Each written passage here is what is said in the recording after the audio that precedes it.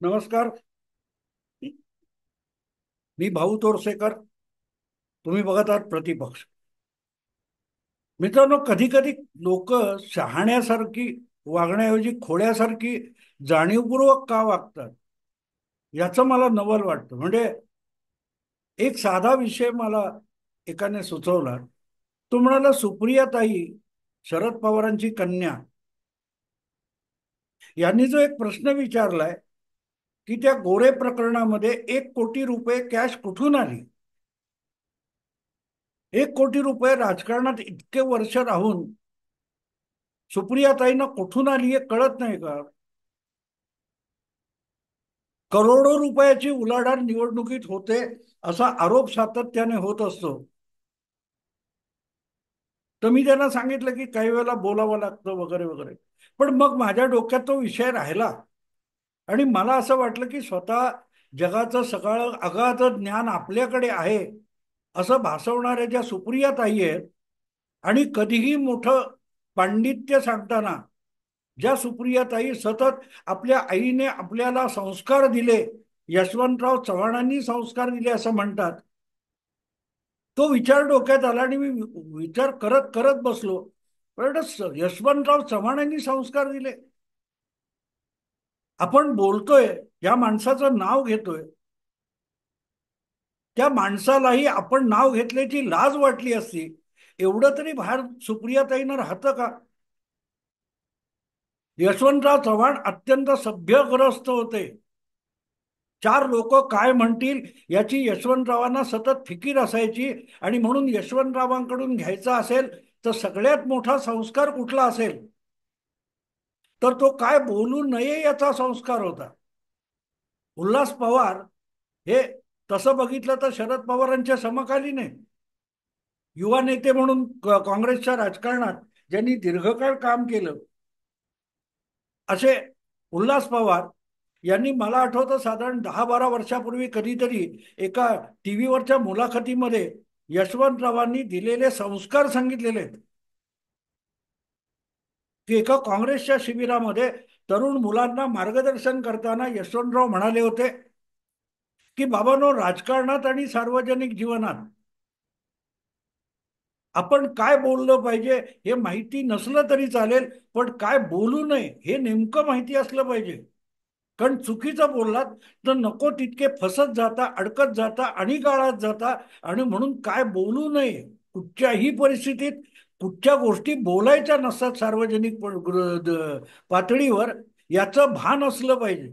आणि नेमकं ते भान सोडलेली व्यक्ती कोण आहे? तो रोहित पवार आणि सुप्रियाताई. आणि म्हणून त्याच्या मानभावीपणे जे बोलतात की यशवंतरावांचे संस्कार आहे, बघ असं मला कधी कधी वाटतं की यशवंतराव चव्हाण हे काय सुप्रियाताई पाळण्यात असताना दोरी ओढून अंगाई गीत गात होते का? हा, शरद पवार यांना यशवंतरावांनी आपला मानसपुत्र वगैरे मानला होता, हे खरं आहे. त्याची चर्चा सतत होत राहिली. पण त्यांनी जे काय संस्कार दिले ते शरद पवारांनी किती अंगीकारले याचाही शोध घेतला गेला पाहिजे. चार लोक काय म्हणतील याची फिकीर असायची यशवंतरावांना. आणि लोक काय म्हणतील ते सोडून द्यावं. लोक काही बोलतात, प्रवादाला घाबरायचं कशाला, असा लेख शरद पवारांनी तब्बल 30 वर्षापूर्वी लोकसत्तेमध्ये लिहिला होता. लोक म्हणतात ते म्हणू देत, लोकांना काय वाटतं ते गेलं उडत. हे जाहीररित्या शरद पवारांनी लिहिलं होतं आणि ते लिहून त्यांनी सांगितलं होतं यशवंतरावांचे संस्कार वगैरे काय नसतात, तो जमाना गेला.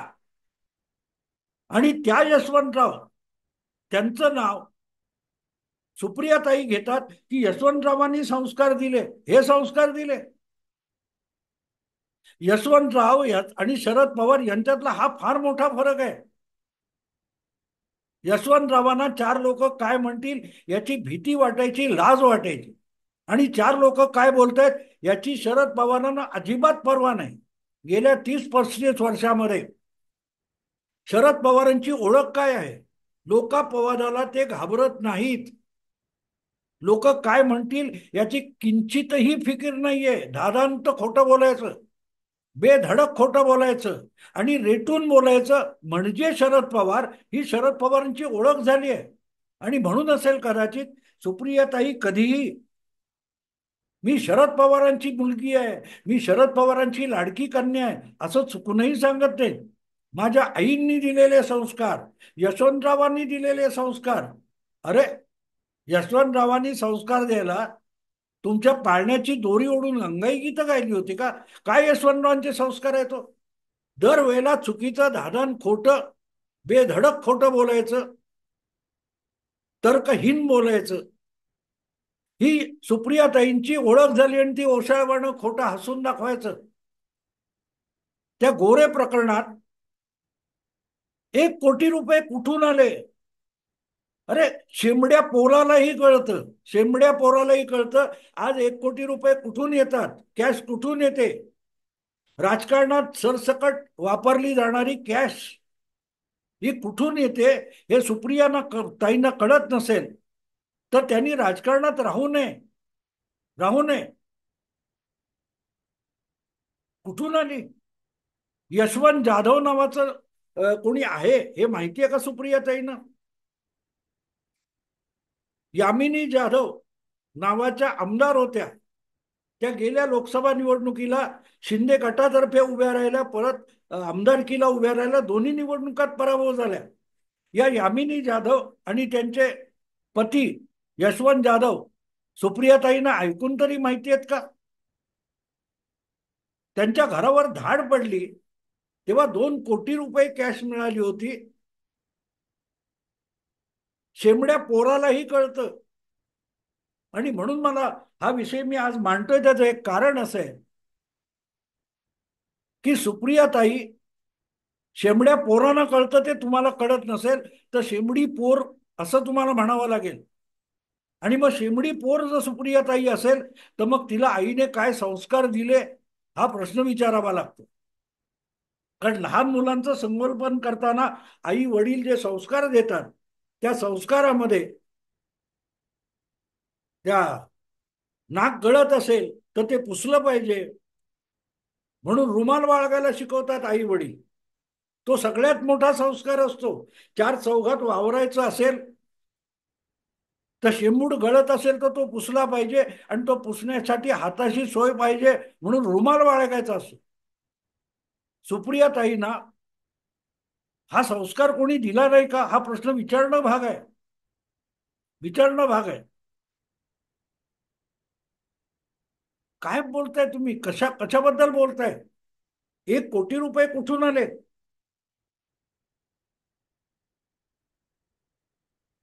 किती करोडोची उलाढाल चालते. मध्यंतरी 1.5-2 वर्षापूर्वी कुठच्या तरी खासदाराच्या त्या फार्म हाऊस मध्ये 300 कोटीची कॅश मिळाली. हे खासदार असून सुप्रियाताईंना माहिती नाहीये. गंमत वाटते मित्रांनो, गंमत वाटते. खोके खोके खोके बोलत होत्या ना सुप्रियाताई. खोके म्हणजे काय असतो सुप्रियाताई? खोके म्हणजे काय असतं? आईला जरा परत विचारा की आई नाक गळायला लागलं तर काय करायचं ग? आणि तो संस्कार घ्या आणि जरा वयाने वाढलेल्या प्रौढ महिलेसारखं बोला. संताप येतो मित्रांनो. हे बघून खरंच संताप येतो. समोरची शेंबडी पोरं, आधी शेंबडी पोरं गोळा करायची आणि त्यांच्या कॅमेऱ्यासमोर बोलायचं. म्हणजे मग त्यांची हिंमत होणार नाही की आपल्या नाकातला शेंबूड का पुसला नाही असं कोणी विचारणार नाही. समोर जमलेल्या मूर्ख पत्रकाराने मी शेंबडी पोरं तेवढ्यासाठी म्हणतो की सुप्रियाताई धादांत खोटं आणि खुळचट बोलतात. 1 कोटी रुपयाची कॅश कुठून आली? का रिझर्व्ह बँकेने नोटा छापायचं बंद केलंय? आता ही पोरं शेंबडी असतील तर ती समोरच्याच्या नाकातला शेंबूड येतोय कसं बोलणार? आणि म्हणून सुप्रियाताईंचं हे सगळं चालून जातं. असो मित्रांनो, सुप्रियाताईंना एकच विनंती आहे, जरा परत आईकडे जा आणि आईकडून हा एक संस्कार घ्या की वेळ आली की नाक पुसायला रुमाल बाळगावा. तेवढं एक बाळगा. हातात मोबाईल नसला चालेल पण हातात रुमाल ठेवायला शिका. माझ्या शेमड्या मुलासारखं काहीतरी खोलचट बोलणार नाही. मित्रांनो, आता इथेच थांबतो. आवडलं लाईक करा, शेअर करा. आणि प्रतिपक्षाला सबस्क्राईब करा. नमस्कार.